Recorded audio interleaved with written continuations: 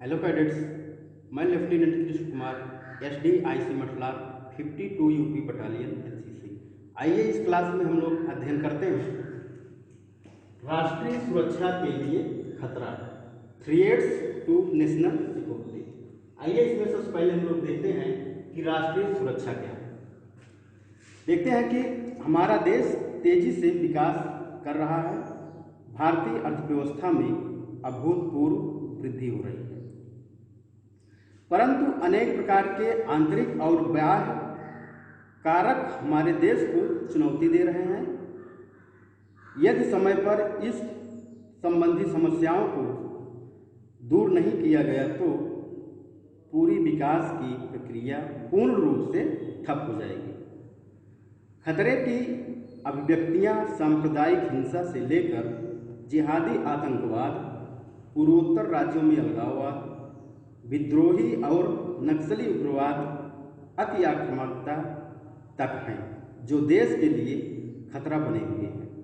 तो इस प्रकार से हम देखते हैं, सबसे पहले इन आंतरिक और बाह्य खतरे को दूर करना होगा। राष्ट्रीय सुरक्षा वह सुरक्षा है जो अपनी सीमाओं के भीतर की जाती है।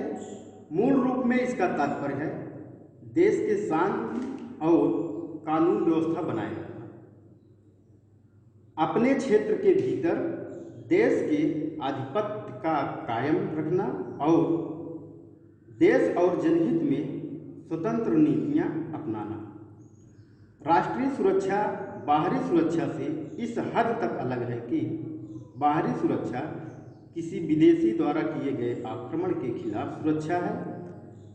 बाहरी सुरक्षा पूरी तरह से देश के सशस्त्र बलों की जिम्मेदारी है, जबकि राष्ट्रीय सुरक्षा या आंतरिक सुरक्षा पुलिस की जिम्मेदारी है या पुलिस के अधिकार क्षेत्र में आता है, जिसे जरूरत पड़ने पर केंद्रीय सशस्त्र पुलिस बलों का सहयोग लिया जाता है।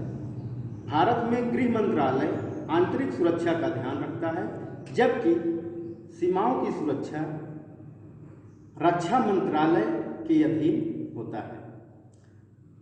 भारत की राष्ट्रीय सुरक्षा को खतरा दो प्रकार से है। पहला है आंतरिक खतरा और दूसरा है बाहरी खतरा।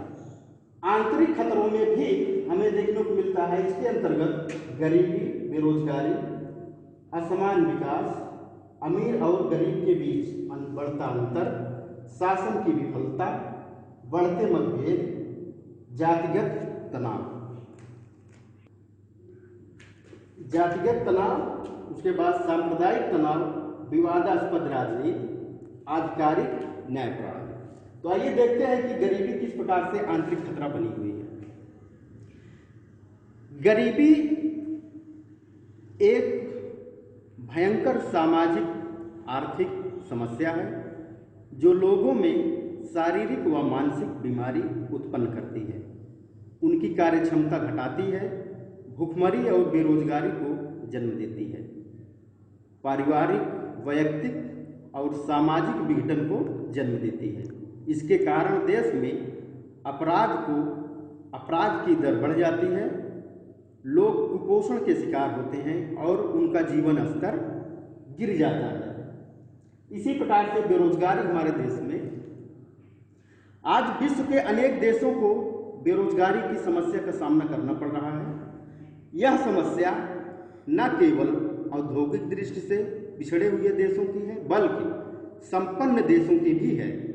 बेरोजगारी न केवल आर्थिक समस्या है, वरन यह एक सामाजिक समस्या भी है। बेरोजगारी व्यक्ति के जीवन को छिन्न भिन्न कर देती है और उसके पारिवारिक संबंधों को कुप्रभाव पड़ता है।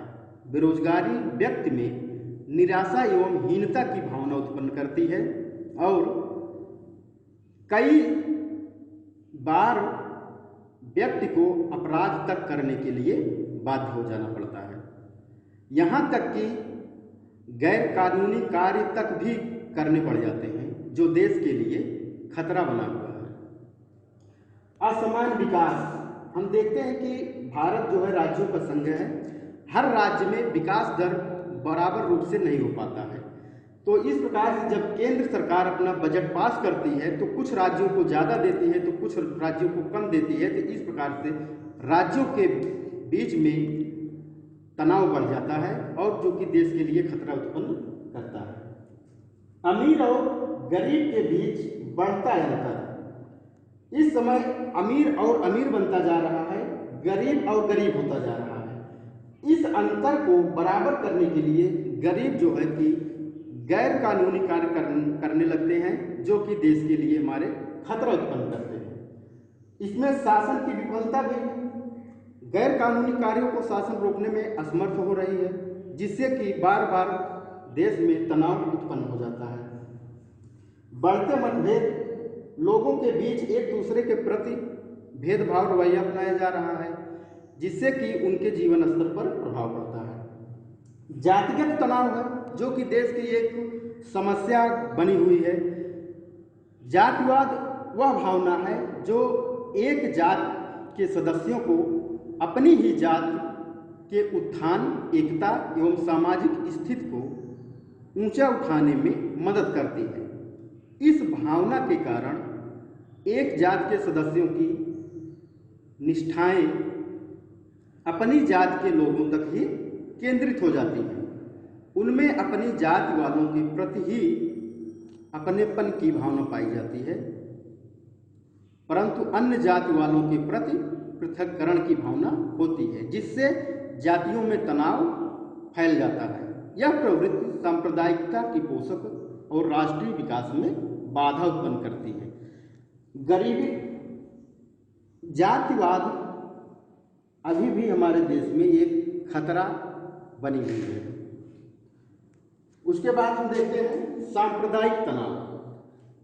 सांप्रदायिकता वह संकीर्ण मनोवृत्ति है जो एक धर्म अथवा संप्रदाय के लोगों में अपने आर्थिक एवं राजनीतिक स्वार्थों की पूर्ति के लिए पाई जाती है और उसके परिणाम स्वरूप विभिन्न धार्मिक समूहों में तनाव एवं संघर्ष पैदा होते हैं, जिससे देश में तनाव उत्पन्न हो जाता है। विवादास्पद राजनीति, आज की राजनीति जो है स्वच्छ नहीं रह गई है। एक दल दूसरे दल के ऊपर आरोप प्रत्यारोप करते रहते हैं, जिससे हमारी कुछ गुप्त नीतियां भी उभर कर सामने आती हैं जो देश के लिए खतरा उत्पन्न कर देती हैं। आपराधिक न्याय प्रणाली, बड़े पैमाने पर भ्रष्टाचार के कारण अपराधियों, पुलिस और राजनेताओं के बीच साठगांठ होती है, जिनके परिणाम स्वरूप संगठित अपराध पनपता रहता है।